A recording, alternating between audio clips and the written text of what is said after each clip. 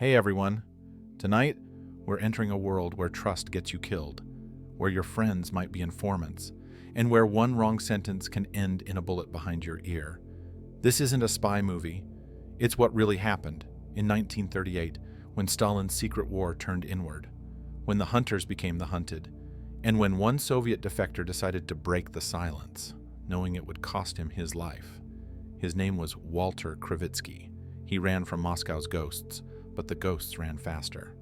Before we begin, hit like and subscribe. If stories like this grab you by the throat, drop a comment and tell me where you're watching from and whether you trust anyone with your secrets. Now get comfortable. Or don't. Because tonight we're going inside the year Stalin turned his guns on his own spies. And the bodies started piling up in silence. The room was silent except for the clinking of a teacup, the scrape of a chair leg across stone. Two men sat beneath a flickering bulb, one of them bound to the chair with coarse rope, his face swollen and blue beneath a crust of dried blood. The other man leafed through a file, hands gloved in black leather, eyes scanning the thin dossier before looking up. He didn't shout. He didn't need to. "You knew him, didn't you?" the interrogator asked, flipping a page. "Walter Krivitsky, born Samuel Ginsburg, Jew, revolutionary, traitor." His voice was flat, unbothered. "You were in Vienna, Budapest. You worked under him in Brussels." The man in the chair didn't answer. His left eye was swollen shut. One of his fingers was bent at a wrong angle. "Funny," the interrogator said, closing the file. "He told them everything. Every name, every route. And he still ended up dead. You should feel lucky. You get to die for knowing him." There was no time to beg, no time to protest. The sound came quick, metal sliding, one breath, one blink, and then a single shot to the back of the head. Before Stalin destroyed his enemies, he destroyed the men who found them. This is the story of the last honest spy, the one who escaped the system and tried to expose it before it swallowed the world. The Russian Revolution began in fire and ended in fear, but in its earliest days it was a kind of fever dream, a fury of purpose, rage, and rebirth. In the dying embers of the Romanov Empire, the Bolsheviks seized not just a country, but the architecture of power itself. Lenin knew that revolutions didn't survive on promises. They survived on intelligence, on secrets, on silence. As he plotted the future from a dusty Petrograd office, Lenin gave birth to the most terrifying organism of the 20th century. Not just the Soviet Union, but its eyes and ears, the Cheka. It was December 1917 when the decree on the All-Russian Extraordinary Commission for Combating Counter-Revolution and Sabotage was signed.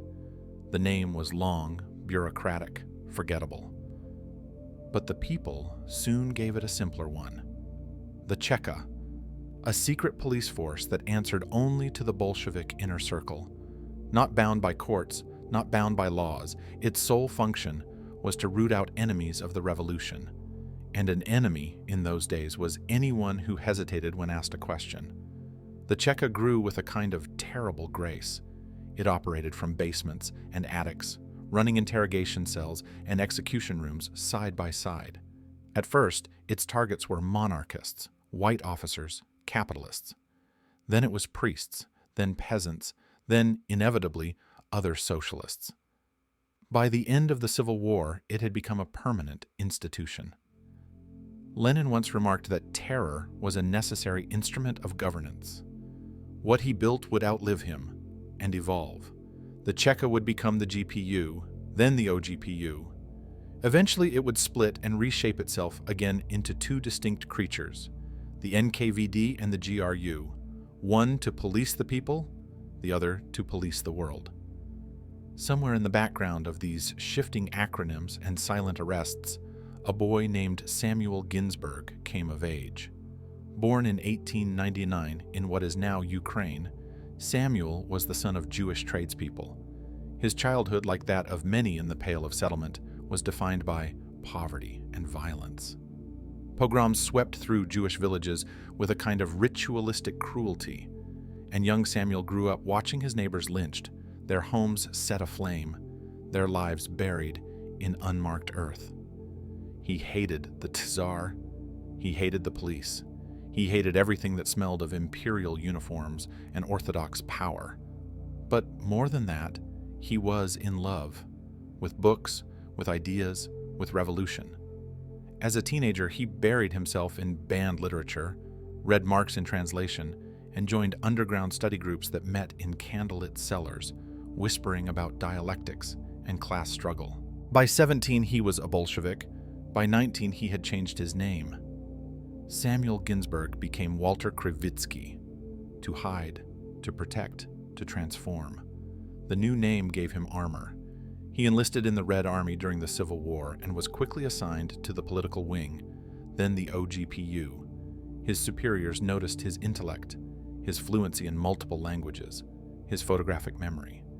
He could speak German like a native, pass as Austrian, Hungarian, even Polish. He didn't drink. He didn't gamble. He didn't trust easily. These were virtues. Krivitsky wasn't a sadist. He wasn't drawn to the thrill of violence, unlike so many others in the security services. He believed in the revolution, believed that spying, sabotage, and assassination were necessary tools to defend it. His hands got dirty, but he told himself the cause was clean. He rose fast. In the early 1920s, Krivitsky was dispatched to Central Europe under deep cover, building networks, recruiting informants, overseeing gun-running operations. His work was impeccable. Where others drank and stumbled, he observed and memorized. He sent back detailed reports on white émigré groups, royalist plots, and foreign intelligence activity. His writing was sharp, analytical, almost cold. Moscow loved it. At one point in 1925, he helped smuggle hundreds of smuggled weapons across the Danube using false manifests and bribes to corrupt Serbian dock workers. When the weapons were intercepted and traced back to a Czech syndicate, Krivitsky's identity held. He watched a man tortured for information he himself had written into a forged letter. He felt nothing. He told himself that this was war. Back in Moscow, the OGPU was evolving. More than just a security force, it was becoming a state within a state.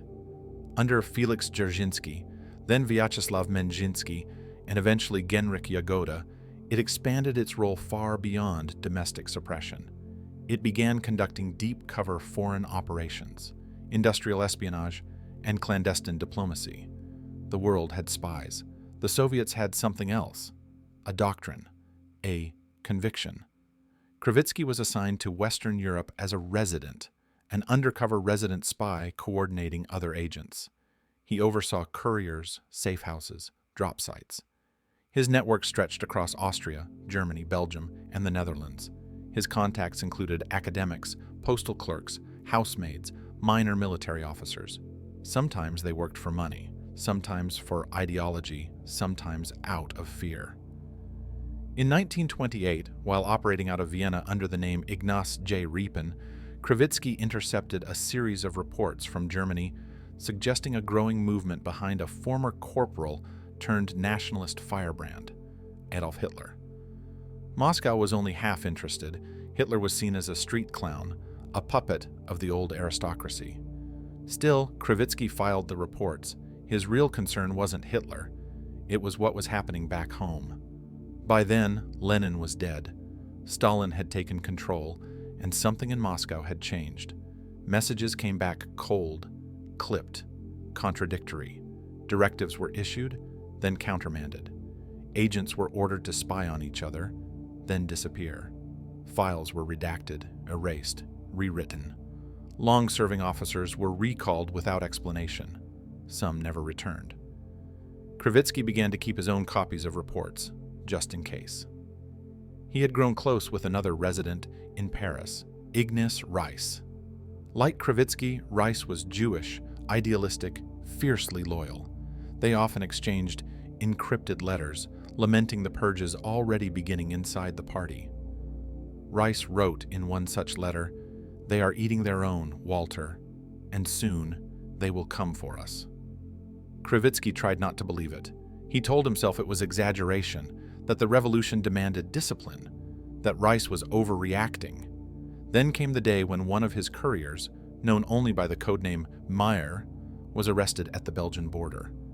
The man had memorized nothing, had no paper trail, and yet within a week, several safe houses were compromised. Names disappeared from the registry.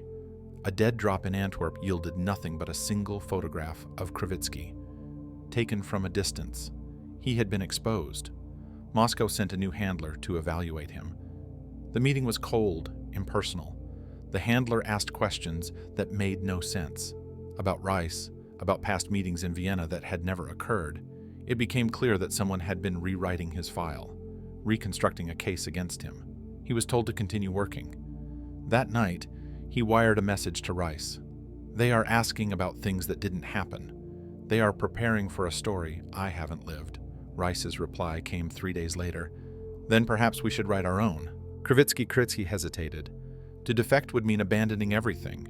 His career, his comrades, his name. It would mean being hunted for the rest of his life. But to stay would mean silence, complicity, death. He still chose to wait, but his soul was no longer in Moscow. Years later, in a draft memoir he would never complete, Krivitsky wrote, "The first man I betrayed wasn't Stalin, it was myself." That was the moment the war began, not between nations, but inside a man's conscience, between duty and truth, between the story he served and the story he saw. He didn't know it yet, but the blood had already started to flow, and in Moscow, a list was being prepared. His name was on it. He kept the photograph in a leather wallet, one that had traveled with him from Prague to Amsterdam, Paris to Vienna, tucked away like a relic from a forgotten faith. In the faded corners, you could barely make out the edges of a worn Kremlin wall, a patch of blue sky blurred by time. 7 men stood in the foreground, shoulder to shoulder, arms crossed, staring into the camera with the casual arrogance of youth and ideology. One held a cigarette, another grinned. Krivitsky, standing second from the left, didn't smile. Years later, he'd say he already knew. They had all believed in something once, something vast and molten and inevitable. The revolution, they called it, as though it were a living, breathing thing.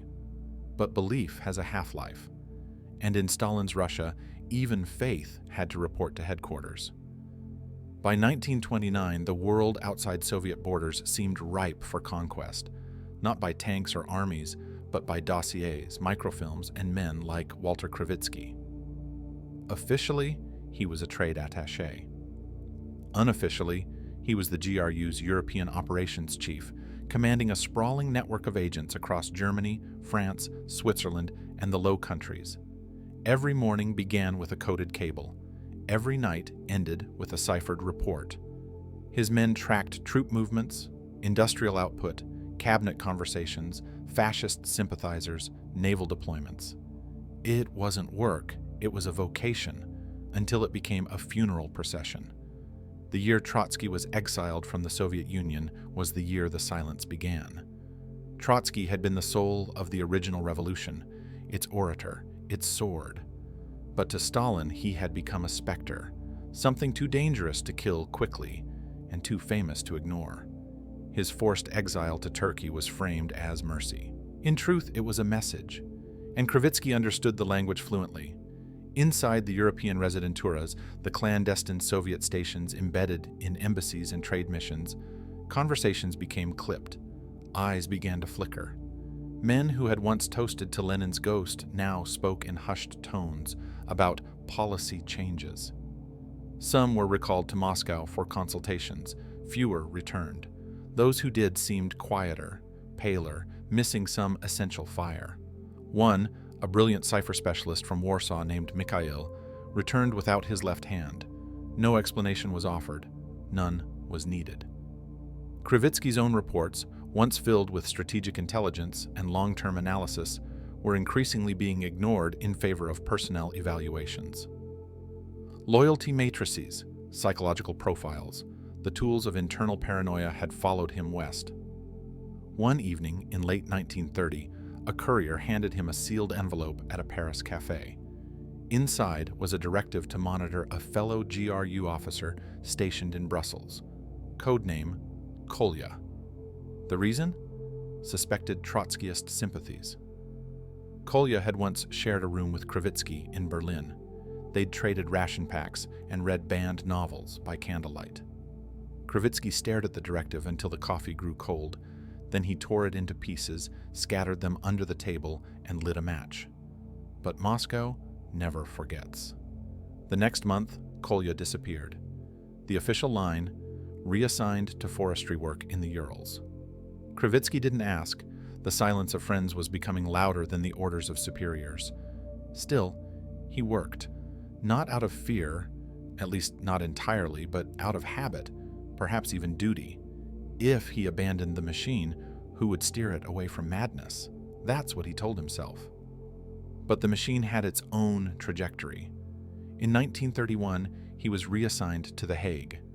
The Netherlands offered him proximity to key naval ports, plus a discreet network of couriers who could hop across Belgium undetected. But it also offered something more dangerous: time. In the silence of those nights, between decoded transmissions and courier arrivals, Krivitsky began to write. Not reports, not directives, thoughts, questions, names.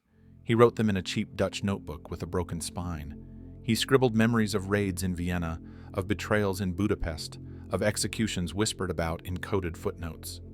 He wrote about Trotsky's letters, smuggled out of exile and passed between trembling hands like scripture. He wrote about the gap between theory and terror.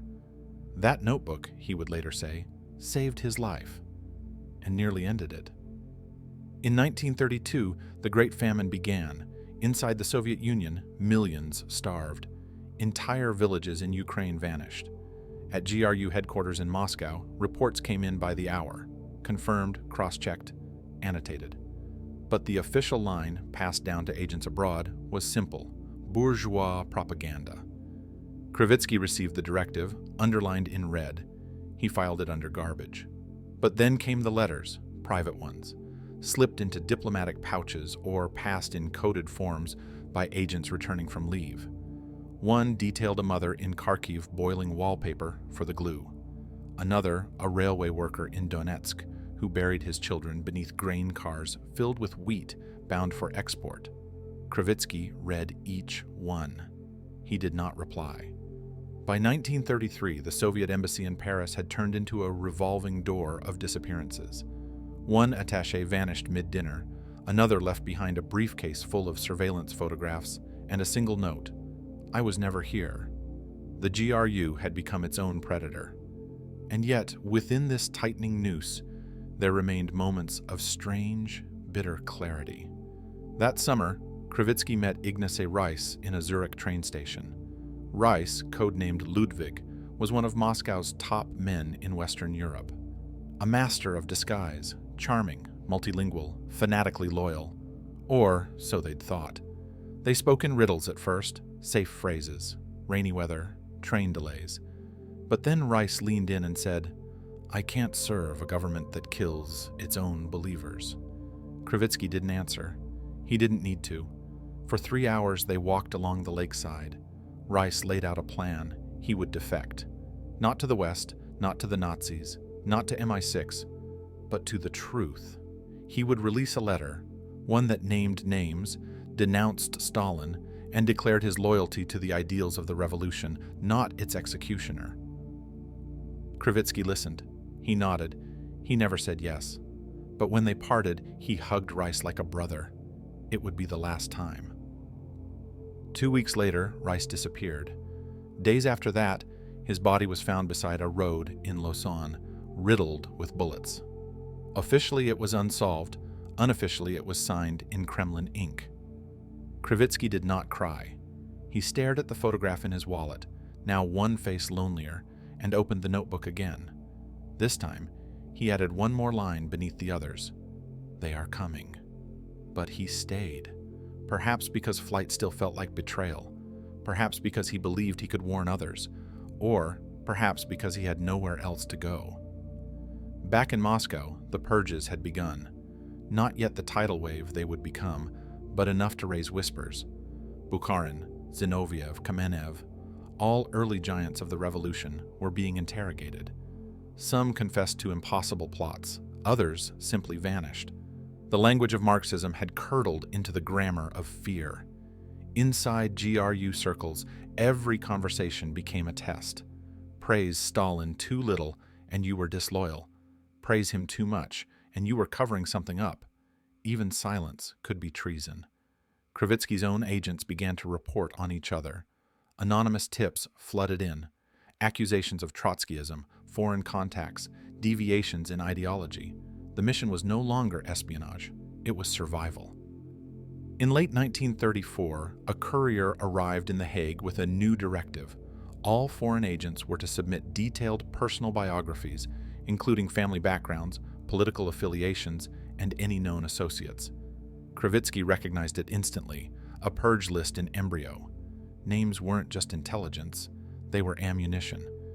He delayed his response, drafted, revised, redacted.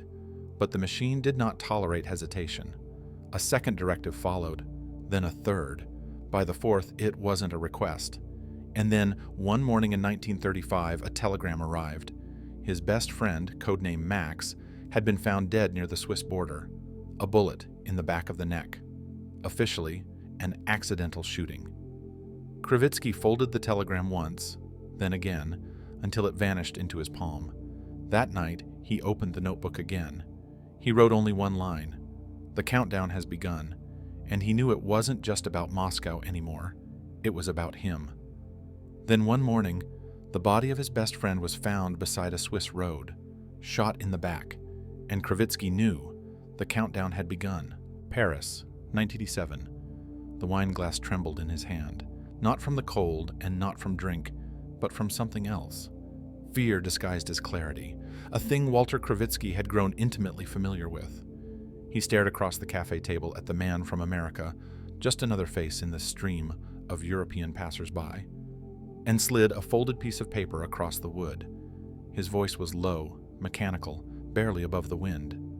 "If I disappear," he said, "tell the world what you saw." The journalist barely registered the gravity of the note until much later, when Krivitsky was no longer just a defector, but a name whispered in frightened circles, a man hunted by the very empire he once served. But that moment in Paris was no dramatic turning point.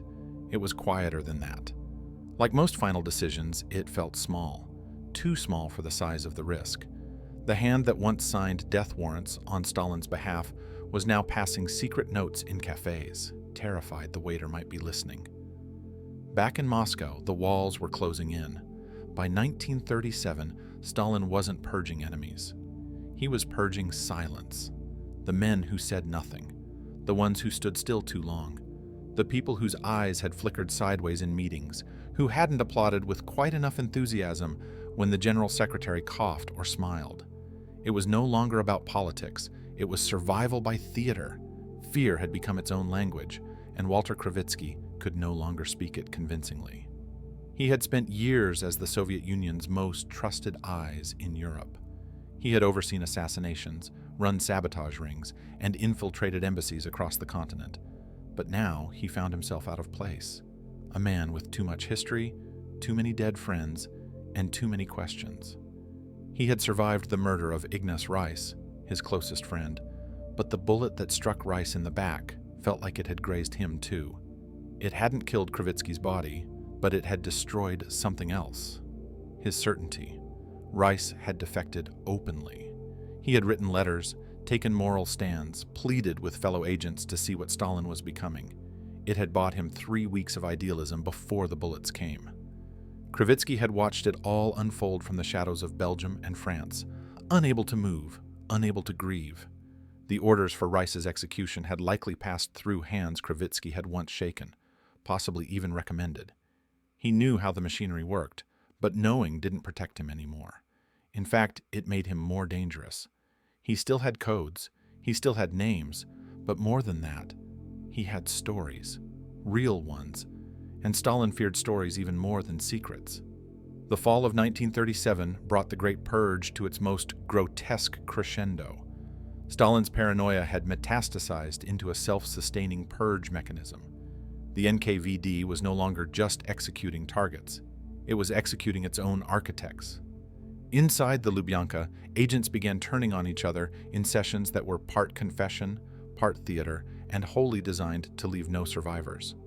Krivitsky's colleagues, men who had built Soviet intelligence into a global force, were now being erased with a kind of bureaucratic perfection. Their files were being redacted not with ink, but with bullets. And their wives, children, even their bodyguards, none were spared. Loyalty had ceased to be a virtue. It had become a liability. One name after another disappeared from Krivitsky's coded contacts. Comrade V, gone. Agent Sparrow, gone. Z-22, missing. Eagle, executed. The wire system buzzed quieter and quieter each day until he realized he was transmitting only to ghosts. And in that silence, his choice became agonizingly clear.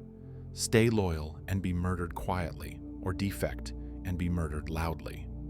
But even defection required allies, and those were in short supply. He turned first to fellow operatives in Paris, including a few disillusioned idealists who had once believed in the Soviet dream as fervently as he had. He tried warning them. "They're killing the center," he said. "There's no logic to it anymore. If you don't run now, you won't get another chance." But the responses were almost always the same. Blank stares, denials, accusations. Some thought he was a traitor trying to bait them into revealing their doubts. Others believed the propaganda, that Rice was a traitor, that the purges were necessary. One man stared at Krivitsky for nearly a full minute before quietly saying, "If you really think this, you should report to Moscow. Maybe they'll forgive your confusion." He meant it as kindness. Krivitsky left that conversation with the taste of bile in his mouth. A few others believed him. But belief wasn't enough. Belief couldn't get them out of Europe, couldn't protect their wives or children, couldn't erase the fact that they'd signed pledges to the party, and breaking them meant death, not just for themselves, but for anyone who'd ever shared a room with them. Betrayal in the world of Stalinist espionage wasn't just punished, it was atomized. So he began to plan alone, carefully, slowly. His mind became a machine of contingencies, rehearsing train schedules, embassy contacts, false identities, routes through Belgium, safe houses in Rotterdam, whispers in back alleys of Prague. He abandoned hotels after one night. He shredded photographs. He practiced waking from nightmares without gasping. He trained himself to fall asleep in silence and wake in noise. He never turned his back to a door. Every time he entered a room, he glanced at the windows first, not to admire the view, but to measure the fall. He began writing. Not letters, not manifestos, but warnings. Detailed descriptions of how Soviet espionage worked, the recruitment tactics, the fake front organizations, the agents planted in newspapers and universities across Europe and even America. He knew that information would be his only currency if he ever made it to the other side. But as he wrote, something strange happened. The tone shifted. The pages weren't just intelligence briefings, they became confessions, portraits of a man struggling to reconcile who he had been with what he had become, and who he might yet be. He addressed some of the pages to Rice, knowing he'd never be able to send them. Others he wrote for his son, then only a child, too young to understand why his father was packing without ever arriving, too young to understand why the locks kept changing, why the smiles never reached his eyes anymore. Krivitsky tried writing about hope, but the words came out trembling, and then came the night he heard his name, spoken aloud in a language he didn't recognize. It was in The Hague, a tram stop. The voice was casual, but his instincts ignited instantly. He turned, heart hammering, and saw two men watching him, unsmiling. Too still for a crowd. When the tram arrived, Krivitsky stepped on, waited for the doors to close, then bolted out the other side as they began to shut. The men didn't follow, but it confirmed everything. The NKVD wasn't just watching. They were close. They knew. That night, he didn't sleep. He wrote one more note and left it in a sealed envelope with a trusted journalist in Belgium. "If I vanish," it read, "publish this." The note described operations in France, intelligence cells in Spain, even Soviet contacts in Roosevelt's America. It was Krivitsky's final insurance policy and the first real nail in his coffin. He began meeting with Western journalists more openly, subtly at first, offering small anecdotes about Soviet foreign operations. Most didn't know what to make of him. Some assumed he was fabricating for asylum. Others feared getting too close. They'd heard about Rice. They didn't want to be next. And still, Krivitsky walked forward, step by step, deeper into the shadows he once commanded. The hunter had become the hunted, and he was running out of places to hide. In Berlin, a contact vanished after a coded telegram. In Prague, a woman he'd trusted for 15 years looked straight through him as if he were already dead. In Brussels, someone left a newspaper on his doorstep with Rice's murder in bold letters. The headline circled in red. There was no note. There didn't need to be. And then came the letter, unsigned, postmarked from Moscow, typed in immaculate Russian. You know what happens next? Come home. All is forgiven. It was the most terrifying sentence he'd ever read. That same week, his former secretary, Maria, turned up dead in Paris. Suicide, they said. But Krivitsky had seen the signature before. Staged quiet. No struggle, no blood, just silence. That night, he burned every remaining Soviet identification document he possessed. He was ready to defect, but the word defect doesn't capture the real shape of it. Defection wasn't freedom, it was exile. From a cause, from a language, from a history. It meant never speaking Russian without fear again. It meant never writing to his family. It meant becoming a ghost, one who could never stop looking over his shoulder. He booked a passage under a false name. He had to leave Europe. But before he stepped on the boat, he met with the American journalist again. The same one from that trembling cafe in Paris. This time, Krivitsky's voice didn't shake. He handed over a folder. You don't have to believe me, he said. Just read it when I'm gone. Inside were names, photographs, maps, and the beginnings of what would become the first major Western expose of Soviet intelligence operations in the interwar years. He walked away without saying goodbye. A week later, he was on a boat bound for North America. For the first time in years, the noise in his mind quieted. But only for a moment, because what he didn't yet realize was that Stalin had already sent his next message. It was waiting for him across the ocean. He wasn't afraid of dying, he was afraid of dying without being heard. A hand flipped a page. Another name was crossed off, then another, then another. They were reading the list aloud now, names that once commanded armies, names whispered in safe houses across Europe, names that had helped build the revolution. Each syllable now sounded like a sentence. Krivitsky leaned forward in his rented Paris apartment, listening to the radio like a man hearing his own eulogy in slow motion. He recognized nearly every name. He had recruited some of them. He had shaken their hands. He had toasted their victories. Now, one by one, they were vanishing into silence, into gunshots, into blank spaces on old documents. There was no hiding from it anymore. Whatever illusion remained, that intelligence officers were different, were protected, were indispensable, had finally cracked open. Stalin wasn't just purging the party, he was gutting the entire nervous system of Soviet power. The NKVD and GRU weren't cleaning house, they were burning it to the ground. It began with whispers out of Moscow, the kind Krivitsky used to ignore. A colonel arrested for Trotskyist sympathies, a general in Leningrad found guilty of bourgeois sabotage. At first it sounded familiar, the routine scapegoating, a signature on a forced confession, a one-page trial, a bullet. It wasn't new. But then the tempo shifted. One arrest a week became a dozen, then 50, then 100. Then even the men doing the interrogations started disappearing. The turning point came in the spring of 1938, when a name Krivitsky once believed untouchable, Jan Berzin, suddenly stopped answering his telegrams. Berzin had been head of the GRU, the man who had mentored Krivitsky himself. A cautious, calculating mind, Berzin had navigated the treacheries of internal politics for over a decade. He had survived the fall of Zinoviev, the exile of Trotsky, the liquidation of Bukharin's Circle. He had even outlasted Yagoda, the disgraced former NKVD chief. If anyone understood how to survive Stalin's roulette, it was Berzin, but Berzin was gone. No announcement, no trial, no public spectacle, just silence. His name vanished from party records. His office was reassigned. His letters went unanswered.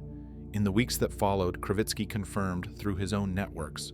Berzin had been arrested. Some said he was shot the same night. Others claimed he had been taken to a secret prison near Moscow and was still being interrogated. But the end result was the same. Berzin was no longer a player. He had become a cautionary tale, a void. That was when Krivitsky realized there would be no warning, no line that couldn't be crossed. The Soviet state had entered a phase beyond logic. Loyalty meant nothing. Talent meant nothing.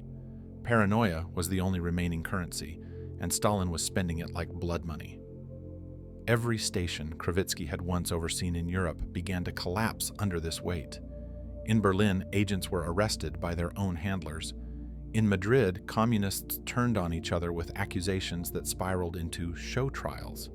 Even in distant Shanghai, the local residentura stopped transmitting messages. There was no one left to receive them. In Tokyo, Richard Sorge, the brilliant, reckless German spy posing as a Nazi journalist, received a blunt cable ordering his immediate return to Moscow. Sorge didn't respond right away. He knew too much.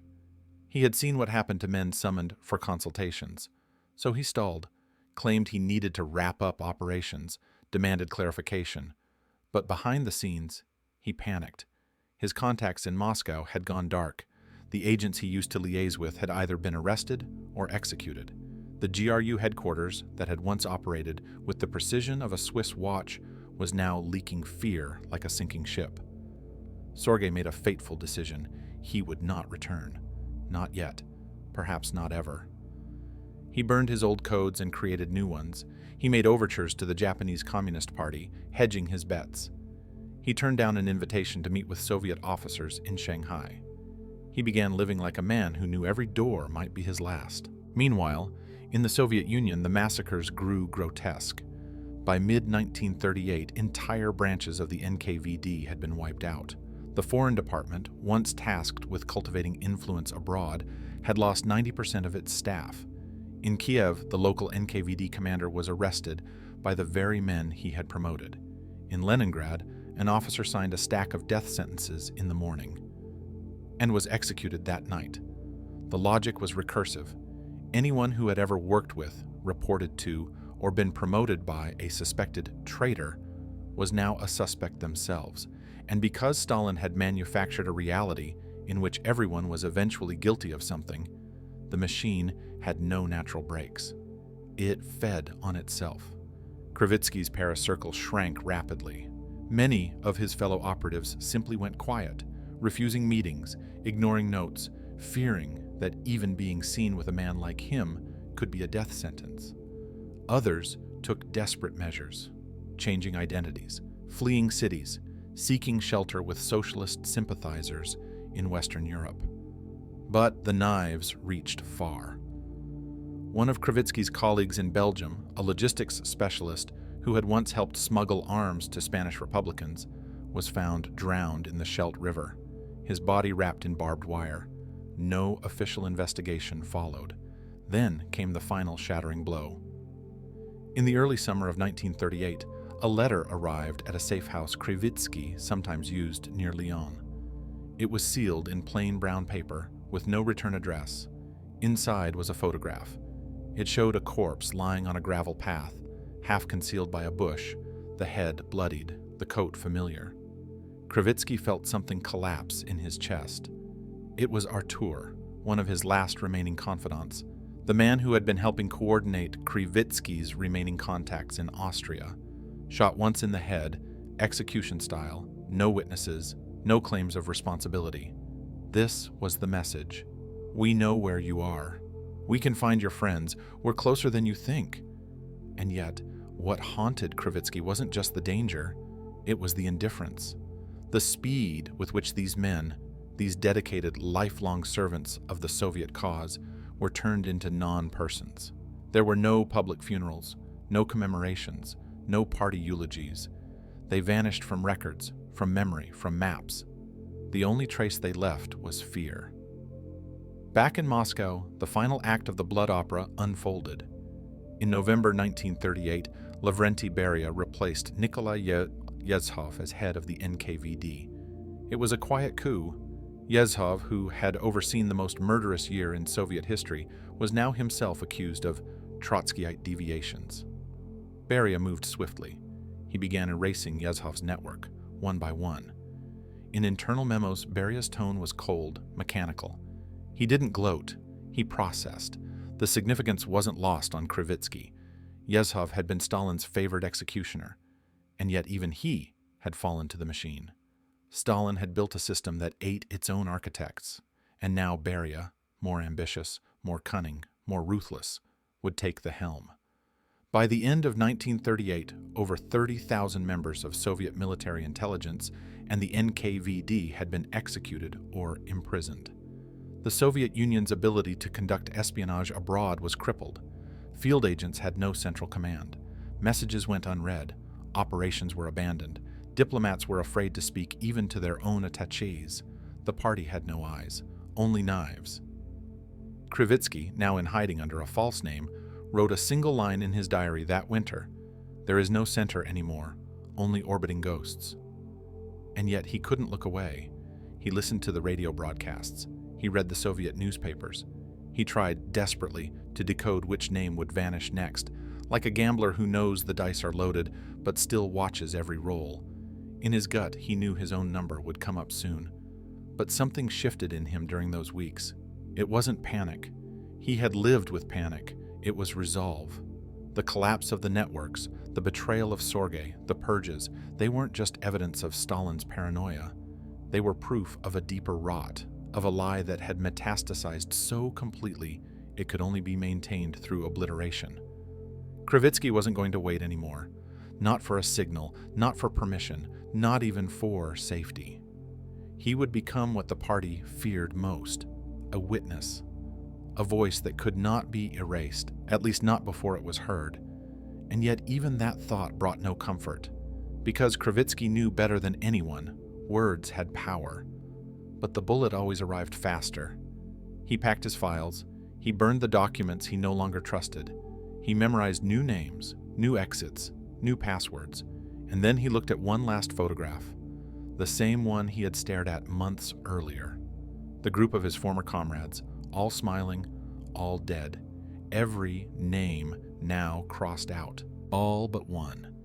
And as he turned away, that final name seemed to whisper through the silence, like a verdict. Soon. Because in 1938, there were no friends left, only silence. And Walter Krivitsky, once a loyal son of the revolution, once a hunter of spies, once a believer, had become the last man who knew too much. But he wasn't running anymore. He was going to speak, and someone, somewhere, would hear him, or kill him. That year, Krivitsky stopped waiting to be rescued. He became the last witness. The suitcase clicked open like a final verdict. Inside, nestled in the folds of his carefully packed shirts, were three things that now defined the life of Walter Krivitsky: a well-oiled revolver with one chamber always full, a set of forged passports bearing names he no longer responded to, and a thick, dog-eared manuscript titled "In Stalin's Secret Service." He stared at the title page for a long time, his reflection fractured in the hotel mirror across the room. In the silence, the words on the paper seemed to speak louder than any shout. "If you're reading this, I'm already dead." By the time the year turned to 1939, Walter Krivitsky was not a spy anymore. Not officially. Not in the eyes of Moscow. There, he was a traitor, a fugitive, a dead man who simply hadn't been located yet. In Washington, London, and Paris, however, he was something far more complicated. A man who knew too much and was trusted too little. He had crossed the final line in 1938, just months after the last of his colleagues disappeared in a haze of smoke and blindfolds. The GRU had been gutted, the NKVD was under new management, and the Soviet Union had become a machine that ate its own logic.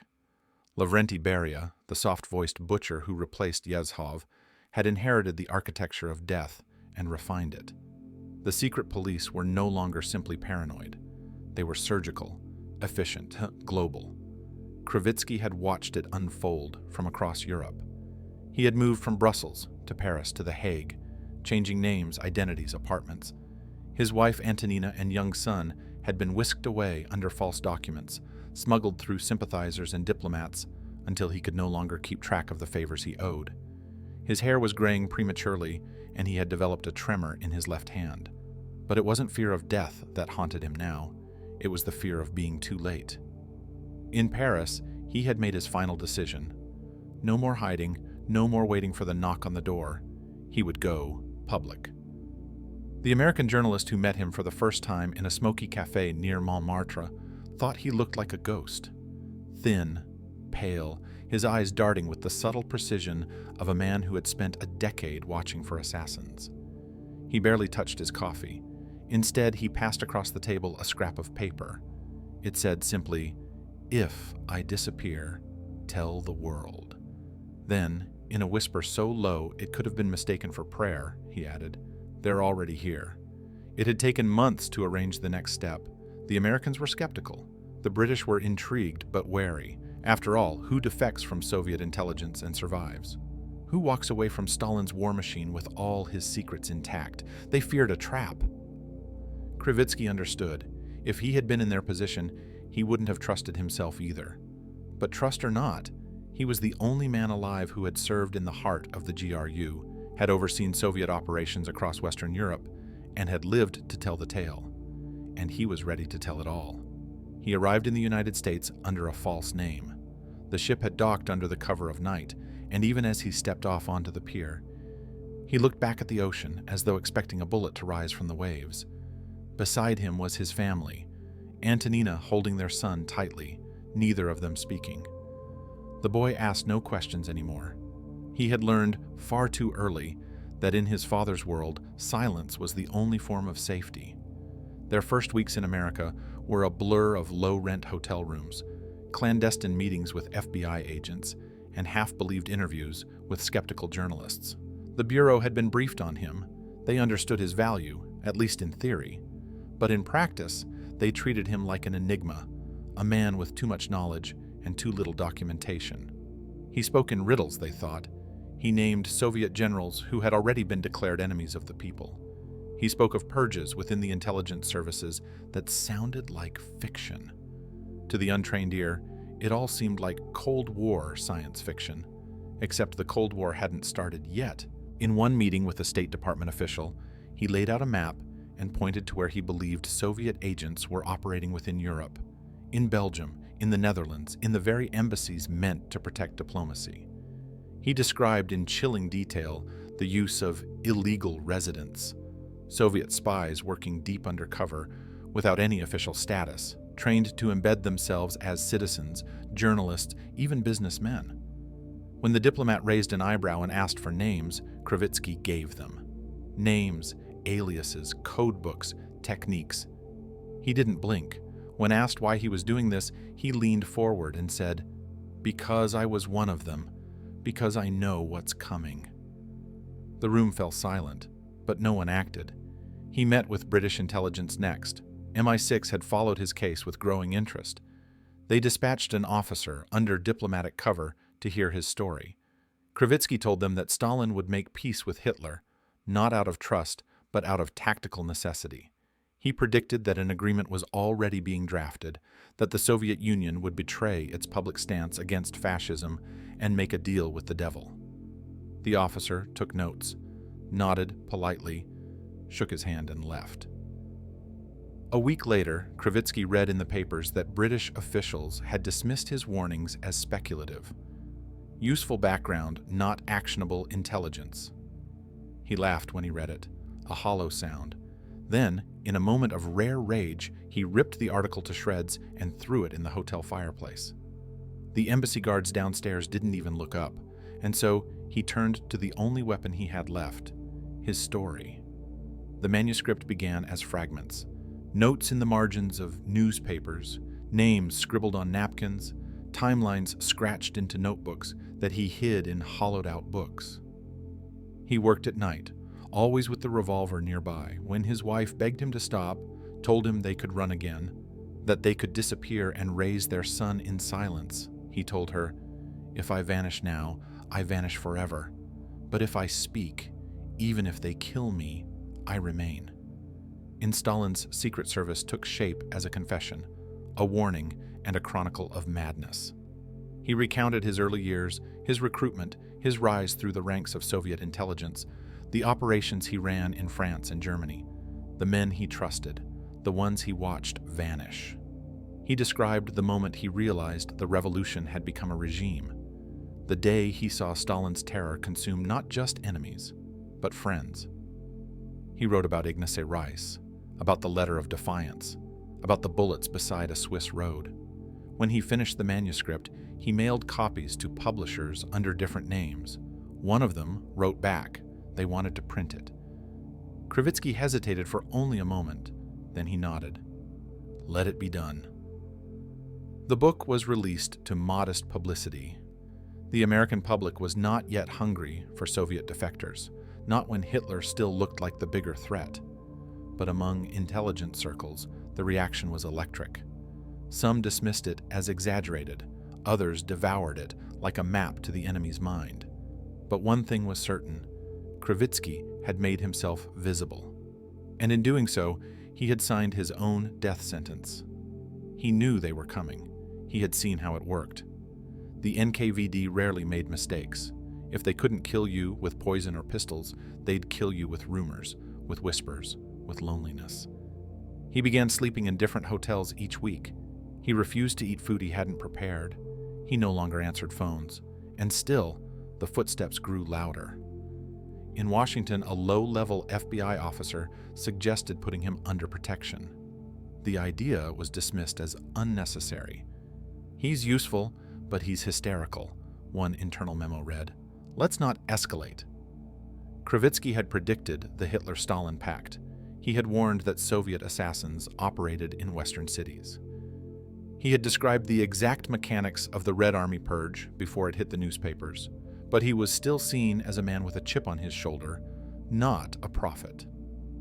Years later, when documents emerged proving that nearly every claim in his book had been accurate, down to the names, the dates, the code words, it was too late. For now, he moved like a ghost, giving lectures, answering questions, writing letters to congressmen. Each time he stood before a podium, he ended the same way: "I'm not here to be believed, I'm here to be remembered, because the day is coming when you'll wish you had listened." And every time, the audience applauded. Then they went to lunch. He sat alone that night, looking again at the suitcase, the revolver, the fake passports, the manuscript, his son sleeping in the next room.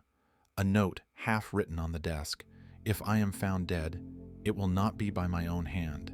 He hadn't just left the Soviet Union, he had brought it with him, and now it was circling. He told them what was coming, they took notes, and then they went to lunch. The rain hadn't stopped in days. In a dim apartment on the outskirts of Tokyo, Richard Sorge was already dead inside, though his pulse still beat. It was 1941, and somewhere in the darkness of his final transmission, he tapped a message that could have changed the course of history. Germany will invade the Soviet Union in June. He had risked everything, his freedom, his mind, his soul, for that sentence. But when the signal reached Moscow, there was only silence. Stalin didn't believe it, or worse, he didn't care. The walls of Tokyo had begun to close in on Sorge long before the message was sent. The air was thick with whispers, coded glances, and double meanings.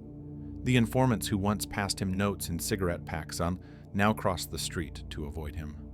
Tokyo's secret police, well fed on rumor and increasingly emboldened by their German allies, had been watching him, breathing down his neck, peeling back layers of cover like paint. The cover identities he once trusted were unraveling like wet tissue. Sorge knew his days were numbered, But he didn't run. Not because he was fearless, but because he knew there was no place left to run. In Berlin, the Molotov-Ribbentrop Pact had turned the world upside down. Overnight, Nazis and communists, sworn enemies for years, became allies. Publicly, they spoke of peace. Privately, they planned to carve up Poland like a butchered lamb.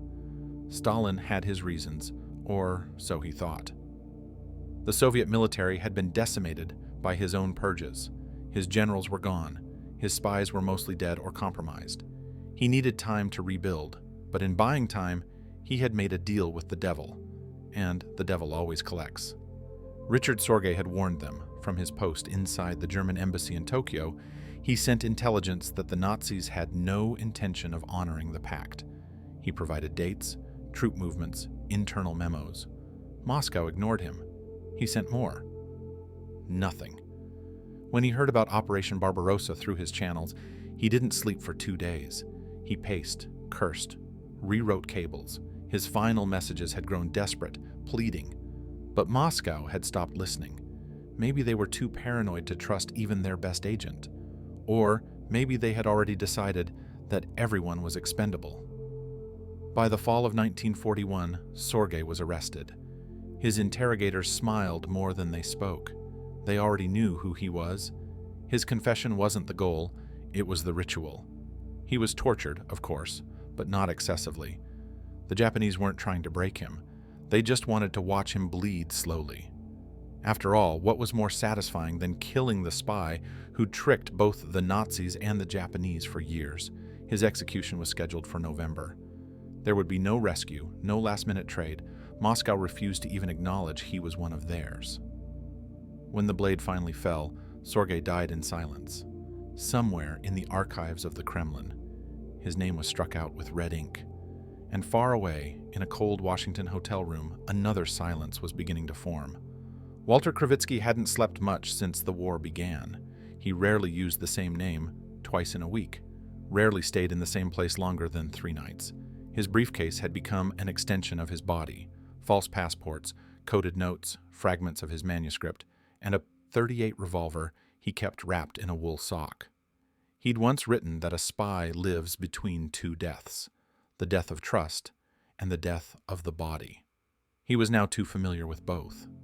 Since defecting to the West, Krivitsky had warned anyone who would listen. Stalin's assassins were operating across Europe. The purges had not stopped at the Soviet border. Paris, Vienna, Amsterdam, he traced their footsteps like a cartographer of death. Each time a defector disappeared, he added a pin to his map. Each time a fellow exile was found drowned, strangled, poisoned, shot, he added a note to his manuscript. Names, dates, patterns. It was all there, and still no one believed him. In London, British intelligence smiled politely and offered him tea. In Washington, the FBI took notes, then lost the file. One agent confided that Hoover found Krivitsky too dramatic. In New York, his warnings about Stalin's pact with Hitler were dismissed as fantasy until Poland fell. Even then, most saw him as a relic of a vanished war, a ghost out of place in the new chessboard of global conflict. He was no longer useful, but he was still dangerous. Dangerous to Stalin, dangerous to those who had once employed him, and above all, dangerous to the myth that the Soviet Union was a trustworthy ally against the growing fascist threat. He changed hotels weekly. He shaved his mustache. He dyed his hair. He sent coded letters to his wife and child, now hidden somewhere in Canada under assumed names. His old friends were either in mass graves or pretending not to know him. His only companion was a book he no longer believed anyone would read. Then came February 1941. Krivitsky had been staying at the Bellevue Hotel in Washington, D.C. for 2 days. He had been scheduled to speak with congressional staffers about Soviet infiltration in the Western Hemisphere. He had no illusions about the impact of the meeting. He assumed correctly that the transcript would be filed away and ignored. But he had a duty to warn them, even if they laughed, even if they rolled their eyes, even if they sent flowers to his widow instead of soldiers to the front. He made a final note in the margin of his manuscript. They will understand too late. That night, a maid found the door to room 523 ajar. Inside, Walter Krivitsky lay on the carpet near the window. A single bullet hole marked the side of his head. A revolver rested near his hand. His shoes were off. His suitcase was unpacked. His manuscript was missing. The police ruled it a suicide. They noted the absence of struggle. They found sleeping pills in the bathroom. They cited his growing paranoia. The press reported that he had been depressed. The FBI closed the file. But there were problems. There was no suicide note, no powder burns on his hands. The angle of the bullet was strange. The gun was placed too neatly, and the maid swore she had seen a man leaving the room that morning. Tall, gray coat, no hat. No one ever found him. Some in the FBI raised quiet questions. One agent wrote a memo. "This man had many enemies. I believe further investigation is warranted." The memo was filed, then forgotten. In Moscow, there were no comments, no denials, no admissions, just silence. Years later, a KGB defector would tell the CIA that Krivitsky's death had been a necessity, that his defection had hurt morale, that his book had made others think about leaving, that his manuscript was considered dangerous. No one ever found it, and so the last honest spy vanished from history, not in a blaze of glory, not in a courtroom or a battlefield, but alone, in a hotel room, with his warnings unread and his story unfinished. Sergei had predicted the Nazi betrayal. Krivitsky had warned of Stalin's hand abroad. Both had been silenced, both had been right, and both were abandoned. As the world marched deeper into war, with alliances forged in desperation and lies stacked like bricks, the ghosts of these men lingered. In Tokyo, Sergei's ashes were scattered in secret. In Washington, Krivitsky's grave was unmarked. But in the offices of MI6 and the CIA, in the bunkers of Langley and the archives of Lubyanka, their names still flicker in red ink. They were not traitors. They were the warning signs, ignored, then erased. And as the Cold War began to take shape, their shadows lengthened. This was not the end. It was only the beginning. It began in the dark, with a chair, a lamp, and a man chained to a question.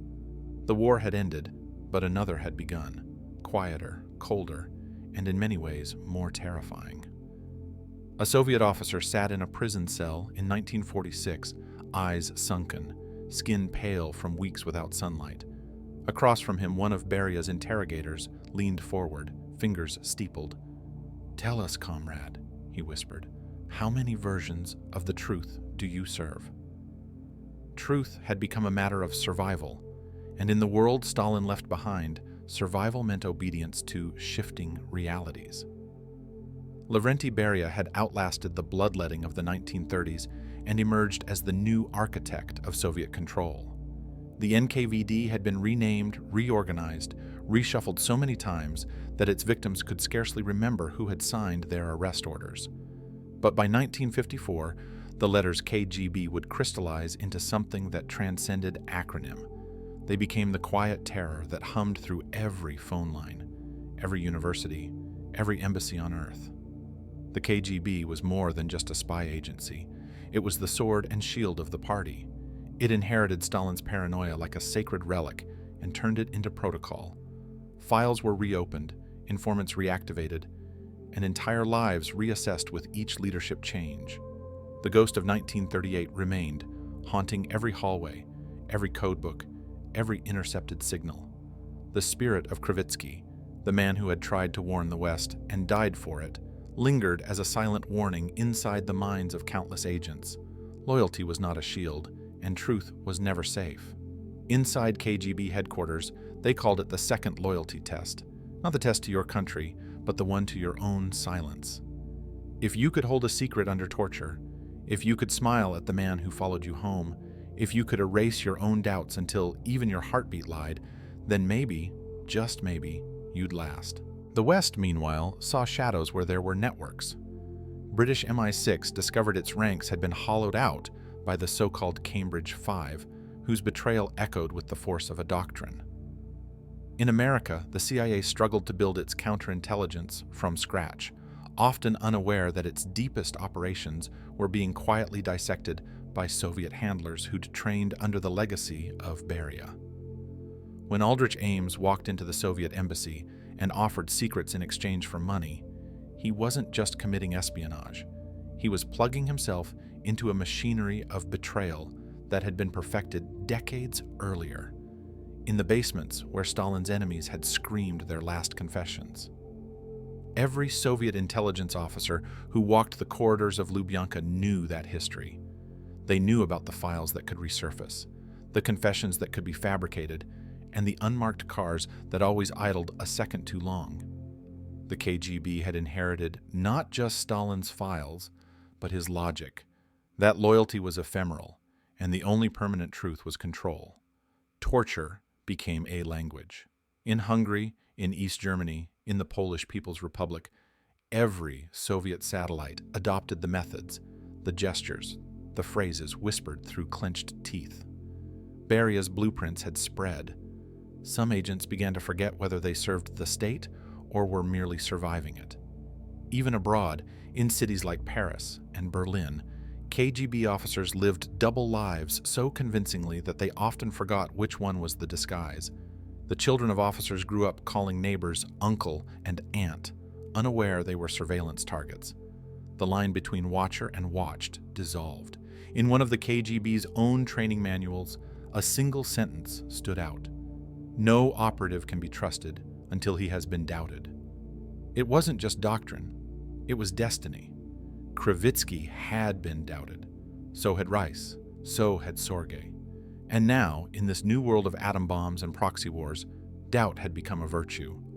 The Berlin Wall wasn't just a barrier of concrete. It was a symbol of informational control, where every word that crossed from east to west was either a lie, a leak, or a life sentence. Informants were sometimes unaware they were informants. Families were broken by whispers. Trust was weaponized. And yet, through it all, the old ghosts endured. Every time a Soviet officer was summoned unexpectedly, he remembered the fate of Jan Berzin. Every time a Western defector was interrogated, someone thought of Krivitsky, dying alone in a Washington hotel room, the truth bleeding from a hole behind his ear. By the 1970s, the KGB had metastasized into something omnipresent. It was in the embassies, the universities, the telephone exchanges. Yuri Andropov's tenure institutionalized psychological control, not just surveillance, but ideological engineering. Agents were trained in linguistics, culture, seduction, and despair. If a man could be broken slowly, he wouldn't even know he'd betrayed something, until long after it was too late. Aldrich Ames, Robert Hansen. They weren't anomalies, they were inevitabilities. And each betrayal reaffirmed the Soviet belief that the West was just as hollow, just as corrupt, just as vulnerable. It wasn't personal, it was structural. Betrayal was baked into the blueprint of survival. And still, the silence of Krivitsky lingered. In one declassified internal KGB memo from the 1980s, a colonel wrote, "We study him not because he failed, we study him because he told the truth. And that is the most dangerous act of all." By the time the Soviet Union began to creak and fracture in the late 1980s, the KGB had become its own sovereign entity. It served the party, yes, but it also protected itself. Files were hidden, witnesses silenced, betrayals forgiven if they were useful. And the lessons of 1938, of who had lived, who had died, and who had dared to speak, remained encoded in every operation. No one forgot Beria, even after his execution. No one forgot the screams beneath the walls of Lubyanka. And no one, no matter how high they rose or how far they defected, ever fooled the KGB. Because in the end, it wasn't about loyalty. It wasn't even about ideology. It was about survival. And in a system built on secrets, the only crime was being the last to know you were already compromised. As the Soviet flag was lowered for the last time in 1991, somewhere deep in the archives of what was once the KGB, Krivitsky's name remained, faded, annotated, underlined in red. The last honest spy was still watching. He drank the tea. Hours later, he was glowing. In the long gray corridors of a London hospital in November 2006, the quiet humming of machines gave no clue to the geopolitical tremors they masked. A man lay dying, his skin translucent, his bones sharp against the sheets, and his voice, when it came, barely a whisper. Alexander Litvinenko had once served the same cause that murdered him. And now, with every breath, his body became a testament to betrayal. It wasn't supposed to end like this, not for a man who had once worn the insignia of the FSB, the successor to the KGB, and believed he was serving a reborn Russia. But Litvinenko had seen too much. In the shadowy aftermath of the Soviet Union's collapse, when the iron skeleton of the state was fractured into competing empires of money and memory, he had watched as old ghosts were invited back into the room. The KGB had fallen, but it had not died. It had simply changed names, changed methods, and placed one of its own in power. That man was Vladimir Putin. In the chaos of the 1990s, while the West declared victory in the Cold War and turned its gaze elsewhere, the Russian Federation was quietly stitched together by those who had once served its darkest institutions. In the rubble of the KGB's archives, amid shredded documents and vanishing agents, a new network formed, leaner, hungrier, and devoid of the ideological hesitations that once marked Soviet espionage. It wasn't about communism anymore. It was about control. Putin rose quickly, from his early KGB years in Dresden to his unlikely appointment as head of the FSB in 1998. He moved with the precision of someone who knew the value of silence. When Boris Yeltsin unexpectedly named him prime minister in 1999, most of Russia's democratic reformers were caught flat-footed. And then came the Chechen bombings, the rise in managed democracy, the vanishing of journalists, and in the midst of it all, a phrase that chilled the West: there is no such thing as a former KGB man. Litvinenko believed that phrase, too much, perhaps. He had worked in the FSB's organized crime division, and what he saw there shattered any illusions he still held. He alleged that the Russian state had descended into a criminal apparatus, that assassinations, kidnappings, and protection rackets were no longer the tools of rogue agents, but of official policy. When he spoke out publicly in 1998, accusing the FSB of planning murders and manipulating terror attacks, he signed his own death warrant. He fled, first to Turkey, then London. And from there, he tried to do what Krivitsky had once done: warn the West. Warn them that the system had not changed, only adapted, that the ghost network was still alive, more dangerous now because it wore the clothes of capitalism and wielded the language of democracy. But like Krivitsky, Litvinenko was treated with a mixture of skepticism and polite detachment. British intelligence listened, American officials read his reports, but the world had moved on from Cold War fears. Putin was seen as a stabilizing force, and the strange deaths, the journalists, the businessmen, the exiled oligarchs, were all marked as unfortunate coincidences in a country still learning the mechanics of open society. Until the tea. On November 1st, 2006, Litvinenko met two former FSB officers at the Millennium Hotel in London's Mayfair district. They offered him tea. Hours later, he began vomiting. His hair fell out. His immune system collapsed. Doctors were baffled until radiation specialists were brought in. The diagnosis: polonium-210, a rare radioactive isotope. Traces were later found all over the hotel, the flight the agents arrived on, and in the washroom of the British Airways planes they returned home in. It was not just an assassination, it was a signature. Litvinenko's body became a map of suffering. Every cell, every breath was a scream that echoed the fate of another man nearly 7 decades before, Walter Krivitsky. Krivitsky had also fled, had also warned, had also died under suspicious circumstances in a foreign hotel room. The method had changed, but the message remained: you do not betray the ghost network. In the days before his death, Litvinenko dictated a statement: you may succeed in silencing me, but that silence comes at a price. The howl of injustice will ring louder because of it. The Kremlin denied involvement. Officially. But the West was no longer quite so sure.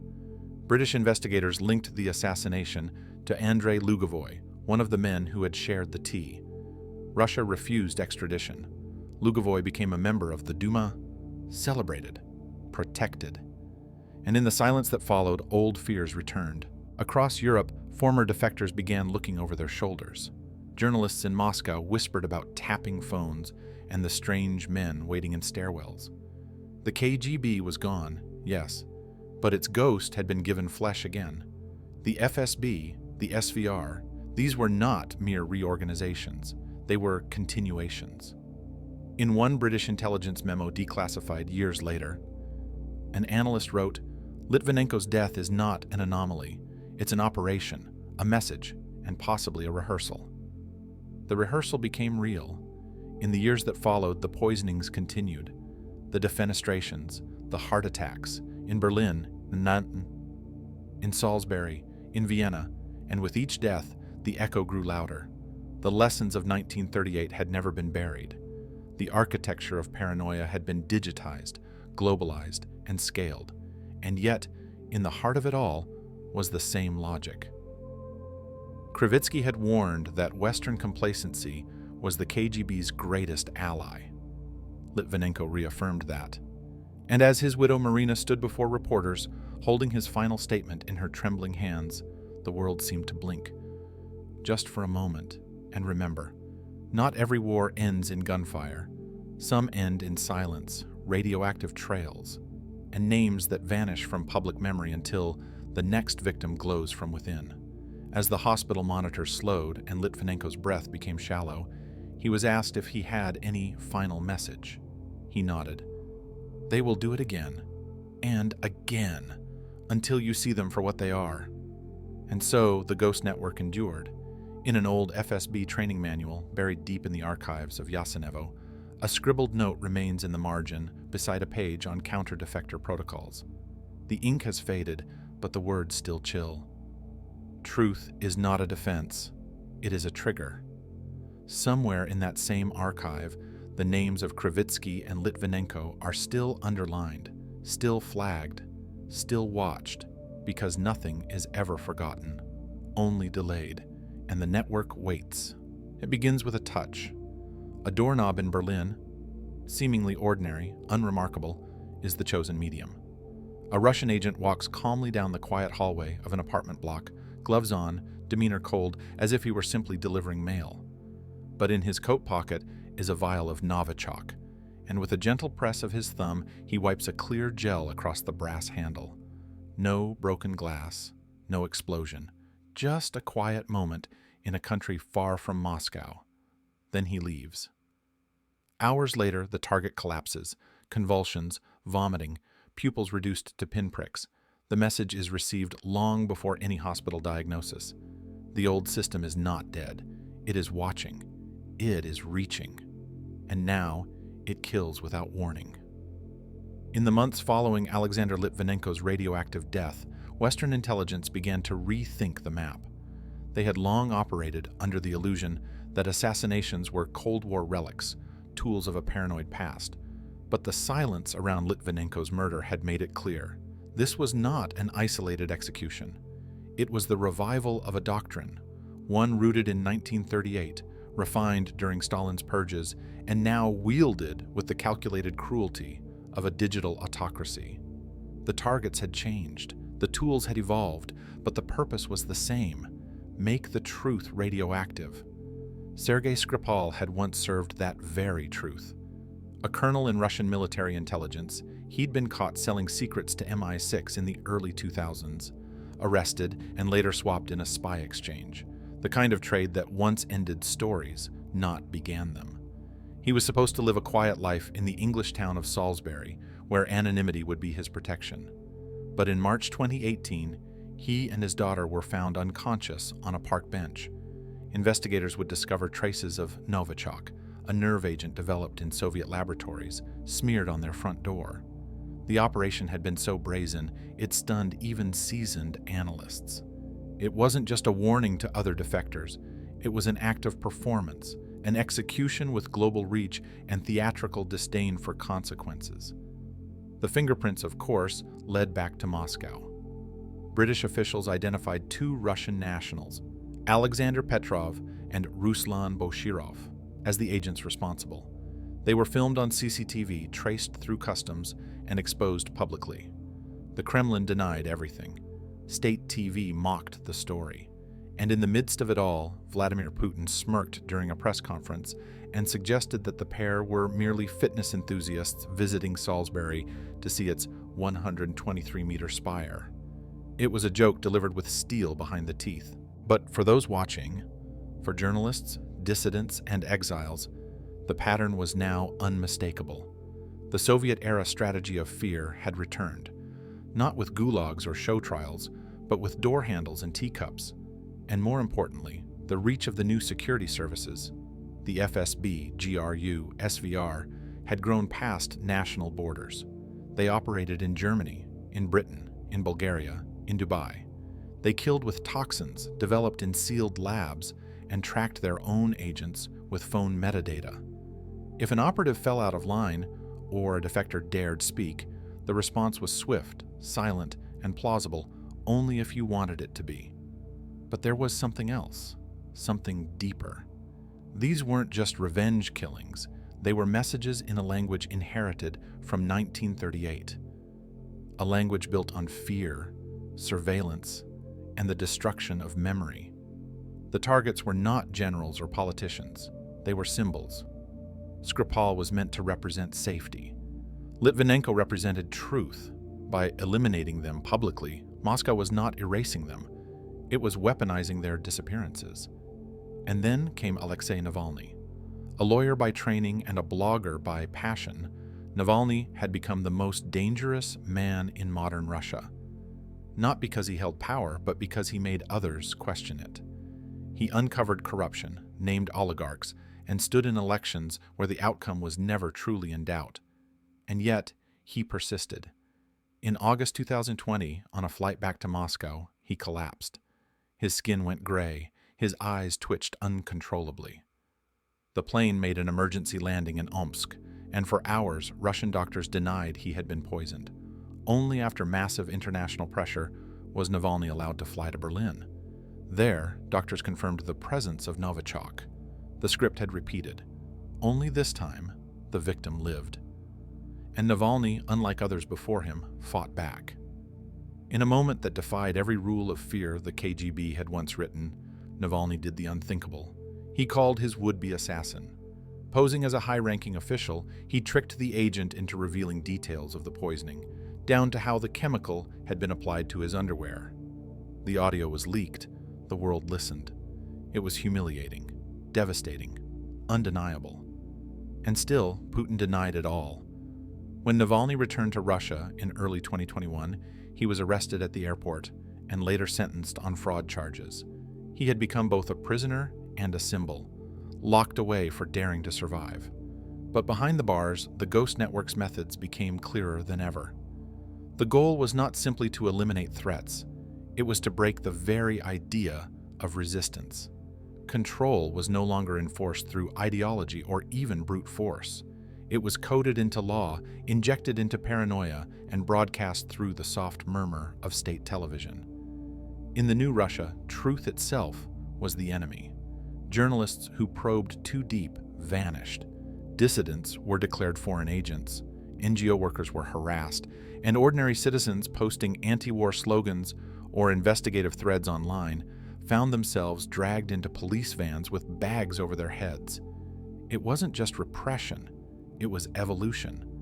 The KGB had been designed to monitor the state's enemies. The FSB was designed to make everyone feel like one. In one leaked transcript from 2019, an FSB operative was heard lamenting that even we are being watched. The paranoia had looped back on itself. Agents were tracked by their own devices, their movements logged, their messages recorded. It was the ultimate realization of Stalinist logic. Loyalty meant nothing. Only fear kept the machine running. The Ghost Network no longer needed purges. It had algorithms. In the West, the shock came slowly. Sanctions were imposed, diplomats expelled. But the deeper fear was this. If truth could be so completely dismantled in one country, what was to stop the infection from spreading? Disinformation campaigns, cyber attacks, and deepfake videos began to appear. Elections were targeted, social media weaponized. The Kremlin didn't need to plant spies anymore. It just needed to make everyone doubt what was real. This was the legacy of 1938, not just the repression, but the moral corrosion. When Stalin turned his spies against each other, he reprogrammed an entire intelligence culture to see truth as vulnerability. Every confession extracted by torture, every staged trial became a lesson. Reality is not fixed. It is what power says it is. And in the 21st century, that philosophy metastasized. Even Western intelligence, once the domain of cloak and dagger adventures, began to adapt. Agencies like MI6 and the CIA realized that the new war wasn't about stolen documents. It was about narrative, about who got to define what happened and to whom. Control of information became more valuable than any missile system. Hackers replaced saboteurs, bots replaced agents, censorship came wrapped in the language of security. But perhaps the most haunting proof of the ghost network's endurance lies not in headlines, but in whispers. A Belarusian journalist forced down mid-air and arrested. A Ukrainian negotiator shot in the head. A defector in Germany gunned down in a park. Each case under investigation. Each name fading from the front pages faster than the last. But within the walls of Lubyanka and Yasenevo, their files remain open, annotated, cross-referenced. Because the work is never done, the network never sleeps. Somewhere in Moscow, there is a portrait of Walter Krivitsky, maybe not literal, but conceptual. He is the archetype, the traitor, the warning. His fate is whispered not to cadets, but to colonels. He is the reason they lock their phones in safes, watch their reflections in train windows, and trust no one, not even themselves. His story, erased from Russian history books, survives only in threat briefings and interrogation scripts. And Litvinenko? He too is a lesson, not in failure, but in precision. His death taught a new generation of operatives that symbolism matters. The use of polonium wasn't just to kill, it was to communicate. And the message was simple: your past is a leash. The moment you forget that, you've already signed your execution order. By 2024, the pattern had ossified. Navalny locked in a prison camp, his health failing, Western media speculating, Kremlin media ignoring. The FSB's methods now include hunger, denial of medical care, psychological isolation, all the subtler tools of pressure perfected over 80 years. Not even blood needs to be spilled anymore, just hope. And still, the silence stretches. But beneath it, there are cracks. A new generation of Russians born after the fall of the USSR have begun to ask questions about the war, about the poisons, about the lies. Some flee, some post anonymously, some disappear. But the fact that they exist is a quiet defiance, a flicker, an ember. The ghost network cannot be killed, not yet, but perhaps one day it can be seen. Because in the end, what Stalin learned in 1938 wasn't just how to survive betrayal. He learned how to breed it, how to turn loyalty into a weapon, how to make truth a liability and fear a system of governance. That is the world he left behind, a world of locked doors, poisoned tea, and memories burned at the edges. And in that final silence, as if echoing from a typewriter in a Washington hotel room or a hospital bed in London, one sentence rises above the rest. The year the spies turned on Stalin, he learned something deadly. You don't need foreign enemies to control a country. You just need to make everyone afraid of each other. And somewhere, buried in a Kremlin basement, the ghost network watches, waiting. History is not always made by armies, or by treaties, or by speeches carved into stone. Sometimes it is made in the spaces between whispers, in hotel rooms, in footnotes, in the last breaths of men no one wanted to believe. Walter Krivitsky died in 1941, a defector carrying the truth like a virus no one wished to catch. His warnings were buried with him, smoothed over by the polite indifference of a world that preferred its illusions. Alexander Litvinenko died 65 years later, glowing from within, carrying the same burden. Between those two deaths lies not just the arc of a century, but a shadow system that refused to die. The Soviet Union may have collapsed, its banners may have burned, its statues toppled, but the intelligence machinery it built, the cynicism, the fear, the belief that the truth is just another weapon, survived in the bones of the state. It survived through the KGB, through the FSB, through every agent who learned to watch without blinking and lie without guilt. What began in the blood-soaked cellars of 1938, the year the spies turned on Stalin and the revolution began to devour its own, became a kind of blueprint, not for liberation, but for control. In that year, Stalin learned a lesson that outlived him. You don't need enemies if you can make everyone afraid of each other. You don't need justice if you control the story, and you don't need truth if you can make it hurt more than a lie. Krivitsky had once believed in something bigger, a cause, an ideal. He fled because he saw that cause rot from within. Litvinenko, too, began as a servant of the state. He turned because he realized the state no longer served its people, and both men died because the system they tried to expose knew the deepest truth of all. It is not power that corrupts. It is silence. Silence in the face of betrayal. Silence in the face of murder. Silence, dressed up as diplomacy, wrapped in national interest. But history has a memory, even if nations pretend not to.